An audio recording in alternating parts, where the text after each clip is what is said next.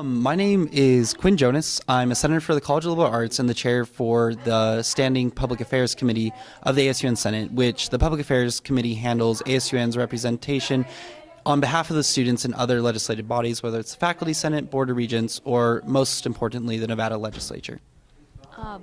Is your committee working on any legislation that will go through soon, and what is it and what is it about? There's one of my own personal projects, which we were inspired this year when we saw how Oregon State University, how they were able to change the law in their state to benefit the lives of not only college students, but high school students as well.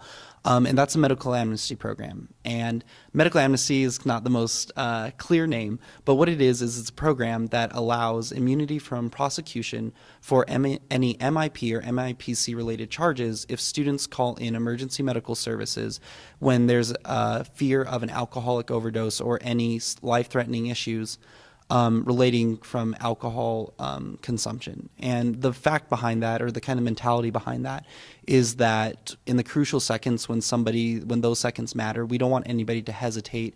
And when an individual is not in the best, an inebriated state of mind, to worry about the consequences of getting an MIP or an MIPC when they could call and to save a friend's life. And so that's kind of the philosophy behind it. And there's been a lot of personal stories and stuff and a lot of personal experiences by students who kind of, see that happening all too often. How would the students of the University of Nevada benefit from that actually going through our state Congress? So if this goes through, and I really hope it does, and we're going to be working our butts off to make sure it does, at the Nevada legislature, it would create a law which allows, and it's narrowly tailored, it doesn't apply to DUIs, assault, property damage, any other charges, just alcohol, minor in possession or consumption for a student who, if there's that question about whether the gray area, and it's a scenario that I've seen, and I know everybody's seen far too often, is you worry about, if I call him an ambulance and he wakes up in the morning, is he, going to be mad that I got an MIPC in trouble and, he just needs to sleep it off. And the worrisome part about that is students don't necessarily know what is too much and what is, an emergency.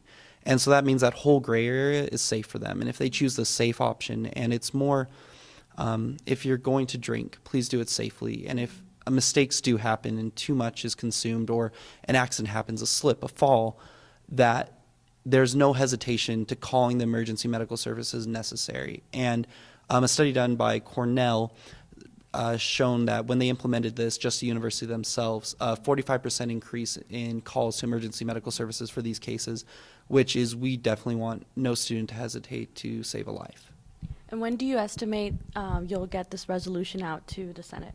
The resolution will be coming through our committee, not this coming Friday, but the next one, so probably next Wednesday, if I'm fast enough with my email, sending it to Caden, and it goes through my committee all right, but it'll just be a digest of facts and kind of reasonings behind this program, and then it'll be open for the Senate floor, and we hope to use this to disseminate the information to students, because even if this program exists, it does no good unless the students are aware about it. So we understand the importance of marketing, and we'd also love any personal student testimony or any contribution for the positive or negative, because we're all about discussion.